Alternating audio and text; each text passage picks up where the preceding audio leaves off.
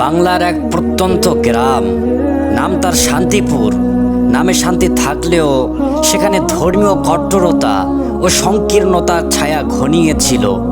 গ্রামের এক প্রান্তে বসবাস করতেন এক সম্ভ্রান্ত হিন্দু ব্রাহ্মণ পরিবার।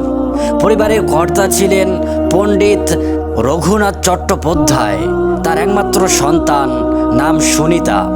সুনিতা ছিলেন অত্যন্ত মেধাবী, চিন্তাশীল এবং আধ্যাত্মিক চেতনায় সমৃদ্ধ একজন তরুণী। ছোটবেলা থেকেই তিনি মন্দিরের ঘণ্টাধ্বনি, পূজা অর্চনা এবং মন্ত্রপাঠের মধ্যে এক অদ্ভুত শূন্যতা অনুভব করতেন। তিনি ভাবতেন, সৃষ্টিকর্তা কি শুধু মূর্তির মধ্যে সীমাবদ্ধ, নাকি তিনি এই বিশাল বিশ্ব জগতেরও মালিক? সুনিতার মনে সর্বদা এক প্রশ্ন ঘুরপাক খেত, সৃষ্টিকর্তা আসলে কে? তাকে পাওয়ার সঠিক পথ কোনটি?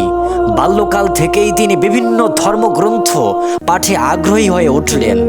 বেদ, উপনিষদ, গীতা সব পাঠ করলেন, কিন্তু তার আত্মার তৃষ্ণা মেটেনি। তিনি যেন এক অদৃশ্য আলোর খোঁজে ছুটে চলছেন, যা তাকে পথ দেখাবে। এই দ্বন্দ্বের মধ্যেই তার জীবনে এলো এক অলৌকিক রাত। এক রাতে গভীর ঘুমে সুনিতা এক অদ্ভুত স্বপ্ন দেখলেন। স্বপ্নে তিনি দেখলেন চারদিক অন্ধকারে ঢাকা, কিন্তু আকাশের মাঝখানে থেকে এক তীব্র নূর বা আলো তার দিকে নামছে। সেই আলোর মাঝে থেকে এক গম্ভীর কিন্তু স্নিগ্ধ কণ্ঠস্বর ভেসে এলো। কণ্ঠস্বরটি যেন তার হৃদয়ের গভীরে স্পর্শ করলো।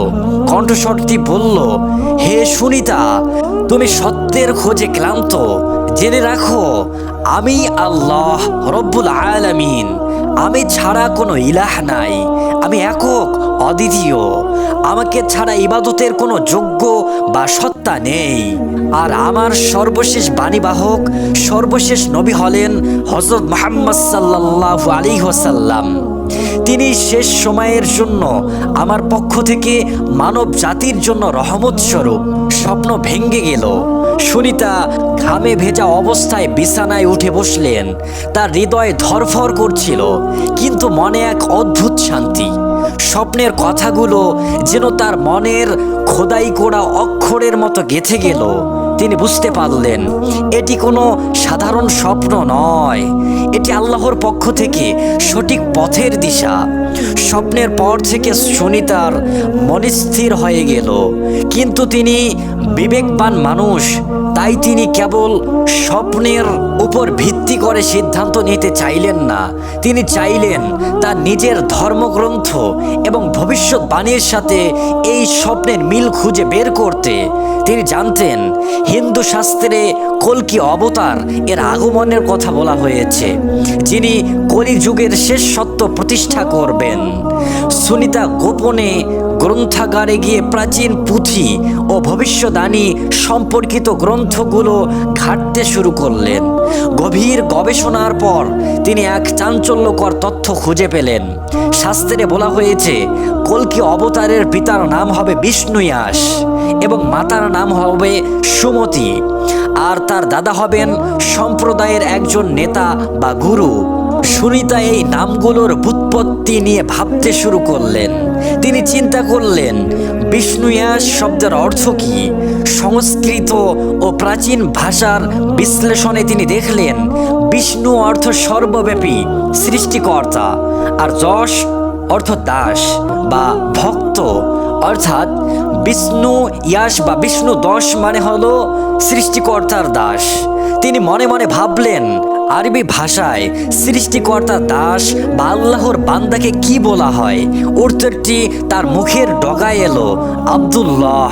হযরত মুহাম্মদ সাল্লাল্লাহু আলাইহি সাল্লামের পিতার নাম ছিল আব্দুল্লাহ। এরপর তিনি মাতার নাম সুমতি নিয়ে ভাবলেন। সুমতি শব্দের আক্ষরিক অর্থ হলো প্রশান্তি বা নিরাপত্তা। আরবি ভাষায় নিরাপত্তা বা বিশ্বাসযোগ্য নারীকে কি বলা হয়? উত্তরটি হলো আমিনা। হযরত মুহাম্মদ সাল্লাল্লাহু আলাইহি ওয়াসাল্লামের মাতার নাম ছিল আমিনা। শেষে দাদার বিষয়টি কলকির দাদা হবেন সম্প্রদায়ের নেতা। নবী করিম সাল্লাল্লাহু আলাইহি সাল্লামের দাদা আব্দুল মুত্তালিব ছিলেন কুরাইশ সম্প্রদায়ের একজন সম্মানিত নেতা ও কাবা ঘরের রক্ষক। সব কিছু হুবহু মিলে গেল। সুমতির হাত পা কাঁপতে লাগলো। তিনি বুঝতে পারলেন যে নবীর কথা তার স্বপ্নে বলা হয়েছে। শাস্ত্রের কলকি অবতারের সাথে তার কোনো পার্থক্য নেই। তিনি আর দ্বিধা করলেন না। তিনি বুঝতে পারলেন ইসলামই সেই পূর্ণাঙ্গ সত্য যা সকল ধর্মের সারমর্ম। নির্দিষ্ট দিনে রাতের অন্ধকারে সুমতি বাড়ি থেকে বের হলেন। গ্রামের মসজিদটি ছিল একটু দূরে। তার মনে ভয় ছিল যদি কেউ দেখে ফেলে, কিন্তু আল্লাহর ভয় তার মানুষের ভয়কে ছাপিয়ে গিয়েছিল। মসজিদের দরজায় কোরআন নাড়তেই ভেতর থেকে বেরিয়ে এলেন মসজিদের ইমাম মাওলানা ইব্রাহিম। মাওলানা ইব্রাহিম দেখলেন একজন হিন্দু ব্রাহ্মণ পরিবারের মেয়ে রাতে এভাবে মসজিদে এসেছে। তিনি অবাক হয়ে জিজ্ঞেস করলেন, মা, তোমার কি কোনো বিপদ? এত রাতে এখানে এসেছো? সুনিতা কাপা গলায় বললেন, হুজুর, আমি সত্য খুঁজে পেয়েছি। আমি আর ওই অন্ধকারে থাকতে চাই না। তারপর তিনি ইমাম সাহেবকে সব খুলে বললেন। স্বপ্নের কথা, গবেষণার কথা, কলকি অবতার এবং নবী মুহাম্মদ সাল্লাল্লাহু আলাইহি সাল্লামের মধ্যে মিলের কথা। তিনি বিষ্ণু ইয়াস থেকে আব্দুল্লাহ এবং সুমতি থেকে আমিনা হওয়ার যুক্তিগুলো তুলে ধরলেন। মাওলানা ইব্রাহিম এই কথাগুলো শুনে হতবাক হয়ে গেলেন। তিনি অনেক মুসলিম দেখেছেন, কিন্তু একজন অমুসলিম নারী এত গভীর গবেষণা করে স্বপ্নের মাধ্যমে হেদায়েত পেয়ে ইসলামের দরজায় এসে দাঁড়িয়েছেন, এটি তার জন্য বিস্ময়ের ছিল। তিনি আল্লাহর শুকরিয়া আদায় করলেন। তিনি সুনিতাকে বুঝিয়ে বললেন, ইসলাম শুধু নাম পরিবর্তন নয়, এটি জীবন বিধান। সুনিতা দৃঢ়তার সাথে বললেন, হুজুর, আমি প্রস্তুত। মসজিদের নিরিবিলি কোণে ইমাম সাহেবের তত্ত্বাবধানে সুনিতা শাহাদাতের কালিমা পাঠ করলেন। আশহাদু আল্লা ইলাহা ইল্লাল্লাহু ওয়া আশহাদু আন্না মুহাম্মাদান আবদুহু ওয়া রাসূলুহু। অর্থ, আমি সাক্ষ্য দিচ্ছি যে আল্লাহ ছাড়া কোনো উপাস্য নেই এবং আমি আরও সাক্ষ্য দিচ্ছি যে মুহাম্মদ সাল্লাল্লাহু আলাইহি ওয়াসাল্লাম তার বান্দা এবং রাসূল। কালিমা পাঠের সাথে সাথে সুনিতার পুরনো পরিচয় মুছে গেল। তিনি হয়ে গেলেন আমিনা। ইমাম সাহেব তার জন্য দোয়া করলেন, আল্লাহ তোমার ঈমানকে দৃঢ় করুন এবং তোমাকে দুনিয়া ও আখিরাতের কষ্ট থেকে হেফাজত করুন। বাড়ি ফিরে আমিনার অর্থাৎ সুনিতার আসল পরীক্ষা শুরু হলো। তিনি জানতেন পরিবার জানতে পারলে তার জীবন বিপন্ন হবে। তাই তিনি গোপনে ইসলামী বিধান পালন করতে শুরু করলেন। রাতের বেলায় গোপনে ওযু করতেন, ঘরের ভেতরে পর্দা টেনে নামাজ পড়তেন, রোজা রাখতেন, খাবার লুকিয়ে খেতেন। কুরআনের ছোট একটি পাড়া তিনি মুখস্থ করে নিয়েছিলেন, যা তিনি ফিসফিস করে তেলাওয়াত করতেন। প্রতিদিনের এই লুকোচুরি তাকে মানসিকভাবে ক্লান্ত করত, কিন্তু ঈমানের স্বাদ তাকে সব কষ্ট ভুলিয়ে দিত। তিনি অনুভব করতেন আল্লাহ সব সময় তার সাথে আছেন। যখনই তিনি একাকিত্ব বোধ করতেন, নামাজে দাঁড়িয়ে আল্লাহর সাথে কথা বলতেন। তার চোখের পানি সিজদায় মিশে যেত। কিন্তু সংসারে কোনো গোপনীয়তা চিরস্থায়ী হয় না। কয়েকদিন পর পারিবারিক সন্দেহ শুরু হলো। আমিনার আচরণের পরিবর্তন, খাওয়া দাওয়ার পরিবর্তন এবং রাত জেগে থাকার বিষয়টি তার বাবা পণ্ডিত রঘুনাথের নজরে এলো। এক রাতে তিনি আমিনার ঘরে অভিযান চালালেন। সেখানে তিনি লুকিয়ে রাখা কুরআনের একটি ছোট কপি এবং তসবিহ পেয়ে গেলেন। পরদিন সকালে সেই বাড়িতে শোকের ছায়া নেমে এলো ক্রোধের আগুন। পণ্ডিত রঘুনাথ তার মেয়েকে ডেকে পাঠালেন। সামনে ছিলেন পরিবারের সকল সদস্য এবং গ্রামের কয়েকজন মাতব্বর। বাবা গর্জে উঠলেন, এটা কি, তুই কি মুসলমান হয়ে গেছিস? আমাদের কুলশীল ডুবালি। আমিনা মাথা নিচু করে ধীর গলায় বললেন, বাবা, আমি সত্য খুঁজে পেয়েছি। আমি আল্লাহর বান্দা হয়েছি। এতে কুলশীল ডোবে না, বরং আত্মা শুদ্ধ হয়। এই কথা শোনার পর যেন বাঁধ ভেঙে গেল। শুরু হলো অবর্ণনীয় নির্যাতন। প্রথমে ছিল মানসিক চাপ, তাকে ঘরে তালাবদ্ধ করে রাখা হলো, খাবার বন্ধ করে দেওয়া হলো।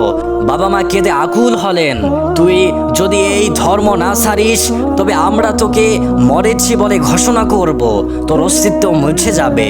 গ্রাম জুড়ে রটনা ছড়িয়ে পড়ল যে ব্রাহ্মণের মেয়ে ধর্মান্তরিত হয়েছে। সামাজিকভাবে তাদের বয়কট করা হলো, আমিনাকে মারধর করা শুরু হলো। লাঠির আঘাতে তার শরীর ক্ষতবিক্ষত হয়ে যেত, কিন্তু প্রতিটি আঘাতের সাথে সাথে তার ঈমান আরো দৃঢ় হতো। তিনি মনে মনে পড়তেন, হাসবুনাল্লাহু ওয়া নি'মাল ওয়াকিল, আল্লাহই আমার জন্য যথেষ্ট। তিনি কতই না ভালো অভিভাবক। এক পর্যায়ে তাকে মৃত্যুর মুখে ঠেলে দেওয়া হলো।